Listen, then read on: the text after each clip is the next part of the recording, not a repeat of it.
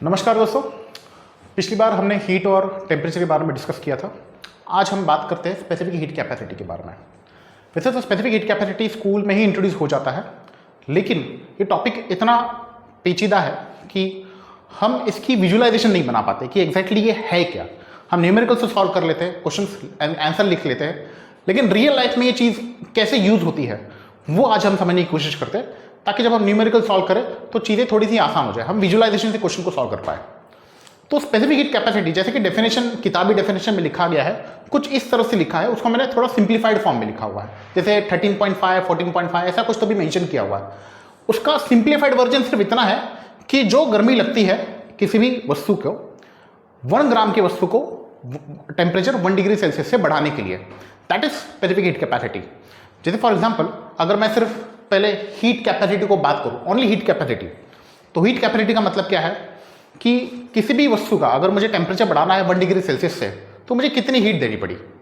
तो एक रफ एक एग्जाम्पल लेके देखते हैं कि एक मैंने अगेन ग्लास में पानी लिया, उसको मैंने कुछ गर्मी दी, गर्मी बढ़ा के मैंने उसका टेम्परेचर 1 डिग्री सेल्सियस से बढ़ाया। लेट से मैंने 20 डिग्री से 21 डिग्री सेल्सियस किया, तो मुझे एक हीट एनर्जी लगी जिसको हमने Q1 लिया।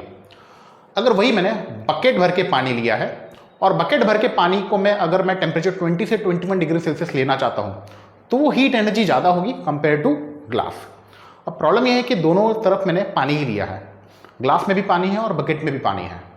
इसके बावजूद भी बकेट में जो हीट एनर्जी लग रही है वो थोड़ी ज़्यादा लग रही है, क्योंकि वह मास थोड़ा ज़्यादा है, वहाँ पे अमाउंट थोड़ा ज़्यादा है। जितना ज़्यादा अमाउंट रहेगा उतनी ज़्यादा हीट एनर्जी मुझे देनी पड़ेगी उस टेम्परेचर रेंज को अचीव करने के लिए। अब अगर मैं कोई ऐसी यूनिट निकालूं जिसको हम बोलते हैं स्पेसिफिक हीट कैपेसिटी, जिसमें अगर मैंने पानी लिया है तो मेरा जो वैल्यू है स्पेसिफिक हीट कैपेसिटी का वो सेम रहेगा इररिस्पेक्टिव ऑफ अमाउंट की मैं कितना ले रहा हूं, 1 ग्राम ले रहा हूं, 10 ग्राम ले रहा हूं, फर्क नहीं पड़ना चाहिए।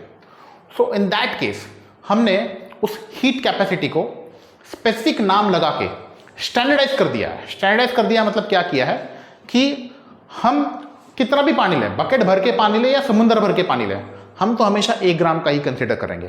तो जब मैं उस ऑब्जेक्ट का 1 ग्राम निकालूं, 1 ग्राम का 1 डिग्री सेल्सियस बढ़ाने के लिए मैं जितनी हीट दूं, तो उसको मैं नाम दे दिया मैंने स्पेसिफिक हीट कैपेसिटी। तो अभी ये हीट कैपेसिटी स्टैंडर्डाइज हो गई है। अभी ये मटेरियल स्पेसिफिक है, मतलब कि पानी के लिए एक पर्टिकुलर हीट कैपेसिटी होगी, कॉपर के लिए अलग हीट कैपेसिटी होगी, एल्यूमिनियम के लिए अलग होगी। तो यहाँ पे जो मैंने लिखा है कि पानी की जो स्पेसिफिक हीट कैपेसिटी है इतनी ज़्यादा होती है, it is 4 times of sand.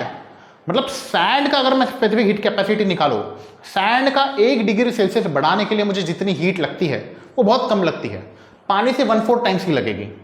सो इसका मतलब क्या है, मतलब इसको हम यूज़ कैसे करते हैं। तो आइए समझते हैं एक अपने रोज़मर्रा की ज़िंदगी में जो हम एक्सपीरियंस करते हैं उसका एग्जाम्पल लेके। जैसे फॉर एग्जाम्पल जो लोग समुद्र के पास रहते हैं, समुद्र के पास मतलब पानी के पास, उन्होंने नोटिस किया होगा कि हमें जो ठंडी है वो इतनी महसूस नहीं होती है, ना ही गर्मी इतनी महसूस होती है। मतलब हमारा जो टेम्परेचर रेंज है वो बहुत ही नैरो होता है। क्यों? तो ऐसा बोला जाता है हम समुद्र के पास रहते हैं इसके लिए। लेकिन अगर कोई राजस्थान में गया जहाँ पे सिर्फ सैंड होता है, डेजर्ट, तो वहाँ पे कंडीशन कैसी होती है कि दोपहर को बहुत गर्मी होगी और रात को एकदम ठंडी। आई थिंक नागपुर जैसे रीजन में भी वही हाल होता है कि दोपहर को बहुत गर्मी होगी और रात को बहुत ज़्यादा ठंडी। तो ये होता है स्पेसिफिक हीट कैपेसिटी की वजह से। होता क्या है कि जैसे अगर मान लो सन की वजह से टेम्परेचर बढ़ रहा है 20 और 50 डिग्री सेल्सियस के बीच में, सेम एग्जांपल ले रहा हूँ, 20 डिग्री सेल्सियस से 50 डिग्री, या फिर छोटा एग्जांपल ले लेता हूँ 40 डिग्री सेल्सियस, थोड़ा सा प्रैक्टिकल लेता है, थोड़ा सा प्रैक्टिकल होकर लेते हैं। 20 डिग्री सेल्सियस से 40 डिग्री सेल्सियस 20 डिग्री का फर्क सन की वजह से हो रहा है। अब जैसे कि हमने हीट एनर्जी में डिस्कस किया था कि हीट एनर्जी हम कब काउंट करते हैं, जब हीट एनर्जी मुझे ट्रांसफर करनी हो हायर टेम्परेचर से लोअर टेम्परेचर पर। मतलब कि यहां पे एक हॉट बॉडी होगी, एक कोल्ड बॉडी होगी, हीट एनर्जी ट्रांसफर होगी हॉट बॉडी से कोल्ड बॉडी में। अब हुआ क्या है कि सन की वजह से जो टेम्परेचर डिफरेंस क्रिएट हुआ है एयर में, वो 20 डिग्री का क्रिएट हुआ है, 20 डिग्री का। मतलब हॉट बॉडी समझो हमारी 40 डिग्री सेल्सियस पे आ गई। अब यहां पे जैसी कोल्ड बॉडी होगी, अब जैसे समुद्र के पास जो लोग रहते हैं उनके लिए कोल्ड बॉडी होगी वाटर। डेजर्ट में जो लोग रहते हैं या फिर सैंड के नजदीक जो लोग रहते हैं उनके लिए कोल्ड बॉडी होगी सैंड। तो how this is going to affect now, let's say मैंने यहां पे पानी लिया, वाटर, ओके। तो पानी के केस में क्या होता है कि लेट्स से सैंड में जो टेम्परेचर गया है वो 20 डिग्री सेल्सियस से 40 डिग्री सेल्सियस, मतलब 20 डिग्री का फर्क आया है।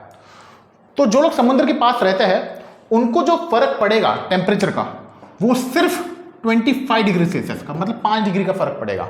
मतलब जहां पे सैंड में टेम्परेचर 20 डिग्री बढ़ेगा वहां पे पानी के नजदीक वाला टेम्परेचर सिर्फ 5 डिग्री बढ़ेगा, मतलब कि 4 गुना कम बढ़ेगा। क्यों? क्योंकि 4 गुना हीट वो एब्जॉर्ब कर चुका है एयर से कंपेयर टू सैंड। इसके लिए जो पानी के नजदीक रहता है या समुद्र के पास रहता है उनका टेम्परेचर ज्यादा बढ़ता नहीं है, क्योंकि पानी सारी हीट एब्जॉर्ब, मतलब पानी की जो हीट एब्जॉर्ब करने की क्षमता है वो इतनी ज्यादा है कि वो टेम्परेचर को ज्यादा बढ़ने ही नहीं देता। सेम चीज ठंडी में भी होगी। जब ठंड आती है तो वहां पे भी पानी हीट रिलीज करने का काम करेगा, वहां पे पानी हॉट बॉडी बनेगी। तो अगेन पानी का जो heat capacity, specific heat capacity ज्यादा होने की वजह से टेम्परेचर रेंज को वो ज्यादा हिलने नहीं देगा। तो यही चीज रियल लाइफ में यूज किया जाता है गाड़ियों में भी। अगर आप गाड़ियों में देखते हो कि गाड़ियों में रेडिएटर नाम की एक चीज होती है। रेडिएटर का काम क्या है? इंजन गर्म होती रहती है, इंजन गर्म होने की वजह से पुराने जमाने में तो हम पानी यूज करते थे, तो पानी का काम क्या होता था कि हीट को एब्जॉर्ब करना। बहुत कम टाइम रेडिएटर में जब पानी घूमता है, तो रेडिएटर में जब इंजन का जो भी वर्किंग फ्लूइड घूमता है तो बहुत कम टाइम होता है उस वर्किंग फ्लूइड को पानी के जरिए ठंडा होने में। तो उतने कम टाइम में अगर मुझे ठंडा करना है तो मुझे कोई ऐसा ऑब्जेक्ट चाहिए जिसकी स्पेसिफिक हीट कैपेसिटी बहुत ज़्यादा हो, पानी की जैसी। तो पहले के ज़माने में पानी यूज होता था तो रेडिएटर को थोड़ा सा टाइम लग जाता था पानी को, जो भी वर्किंग फ्लूइड है रेडिएटर के अंदर, इंजन के अंदर, उसको ठंडा होने में। लेकिन अगर मैं कोई ऐसा ऑब्जेक्ट बना लूँ जिसकी स्पेसिफिक हीट कैपेसिटी पानी से ज़्यादा हो, मतलब पानी से ज़्यादा हीट एब्जॉर्ब करता हो उतने ही क्वांटिटी में, टाइम की बात नहीं है, क्वांटिटी की बात है। मतलब 1 ग्राम ऑब्जेक्ट 1 डिग्री सेल्सियस टेम्परेचर बढ़ाने के लिए या कम होने के लिए जितनी ज्यादा हीट लेता है उतना ज्यादा उसका स्पेसिफिक हीट कैपेसिटी है। तो पानी को अगर मैं सपोज Q1 हीट दे रहा हूं उसका टेम्परेचर 10 डिग्री सेल्सियस से बढ़ाने के लिए, उतनी हीट अगर मैं सैंड को दे दूं तो उतने टाइम में उसका 40 डिग्री बढ़ जाएगा, उतने ही हीट में उसका 40 डिग्री बढ़ जाएगा। तो अगर मैं कोई ऐसा ऑब्जेक्ट ले लूं जिसकी स्पेसिफिक हीट कैपेसिटी पानी से ज्यादा है तो इसलिए आजकल जो हम देखते हैं गाड़ियों में कोई ग्रीन कलर का फ्लूइड होता है। वो ग्रीन कलर का फ्लूइड यही इन्वेंशन है कि जिसकी स्पेसिफिक हीट कैपेसिटी पानी से बहुत ज्यादा है, जिसकी वजह से आज की तारीख में रेडिएटर में जो वर्किंग फ्लूइड है वो ज्यादा नहीं घूमता। अगर आप हाथ भी लगाओगे गाड़ियों के बाहर रेडिएटर के आगे तो वहां पे भी आपको इतना गर्म महसूस नहीं होगा जितना पहले के जमाने में महसूस होता था। पहले ऐसा भी होता था कि भाई गाड़ी कहीं पे बहुत दूर लेके जा रहा है तो कहीं पे रोक के हमें पानी डाल के हमें रेडिएटर में पानी चेंज करना पड़ता था, ऐसे भी हम दिन लोगों ने देखे हैं। लेकिन आज की तारीख में ऐसा कुछ होता नहीं है। जो ग्रीन कलर का फ्लूइड है उसकी स्पेसिफिक हीट कैपेसिटी इतनी अच्छी है कि जरूरत ही नहीं पड़ती है उसको, जब तक वो लीक ना हो तब तक उसको नया कूलेंट डालने की जरूरत ही नहीं पड़ती है। तो उम्मीद करता हूं कि आपको ये एक फैक्ट सुनने में, थोड़ा साइंटिफिक एप्लीकेशन समझने में मजा आया होगा। तो और भी ऐसे फैक्ट्स के बारे में जानने के लिए जुड़े रहिए अभिराम क्लासेस से।